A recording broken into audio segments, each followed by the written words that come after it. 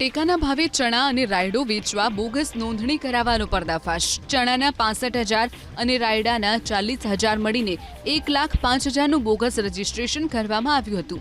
કૃષિ વિભાગની તપાસમાં ઘટસ્ફોટ થયો કે જે ખેડૂતો જ નથી, જેમણે પાક વાવ્યો જ નથી તેવા વેપારીઓ, એજન્ટો તેમજ વચેટિયાઓએ ખેડૂતોના નામે ખોટા દાખલાઓ રજૂ કરીને નોંધણી કરાવી।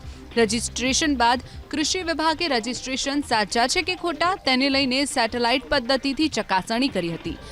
જે ખેતરમાં ચણા અને રાયડાના વાવેતરનું રજીસ્ટ્રેશન કરાવાયું હતું તે ખેતરમાં ખરેખર વાવેતર કરાયું જ ન હતું।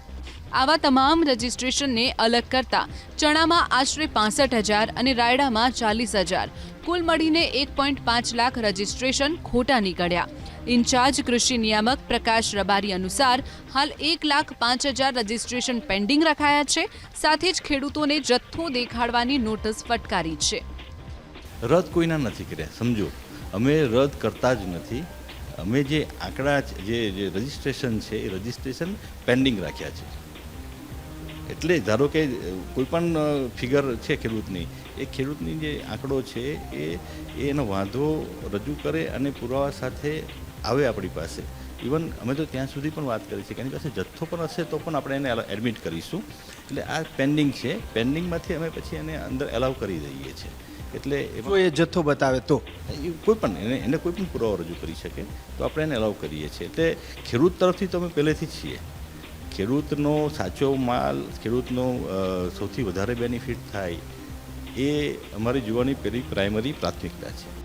કૃષિ મંત્રી રાઘવજી પટેલે પ્રતિક્રિયા આપતા કહ્યું કે જેના નામ રદ થયા છે તે ડિજિટલી ક્રોપ સર્વેના આધારે થાય છે।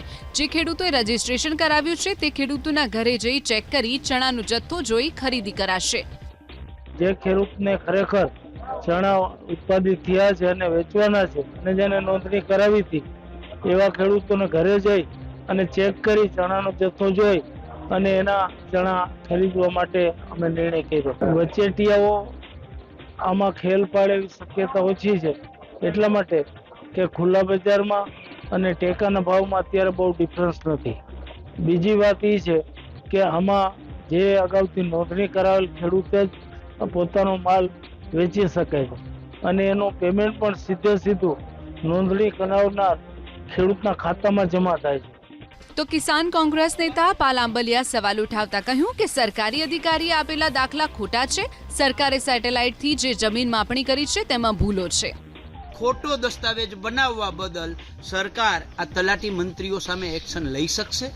નહીં લઈ શકે। એટલા માટે કે તલાટી મંત્રીએ ખોટો દાખલો આપ્યો જ નથી। ચણા હતા, રાયડો હતો એટલે દાખલો આપ્યો છે। પણ સેટેલાઇટ ક્રોપ સર્વે જે થયો એમાં જમીન માપણીની ભૂલ આવી છે। પાલભાઈનું ખેતર રાજસીભાઈનું ખેતર બોલે છે, એટલે ચણા ખરેખર રાજસીભાઈએ નથી વાવ્યા, એણે ઘઉં વાવ્યા હતા। એ ભૂલ છે એ આમાં સામે આવી છે।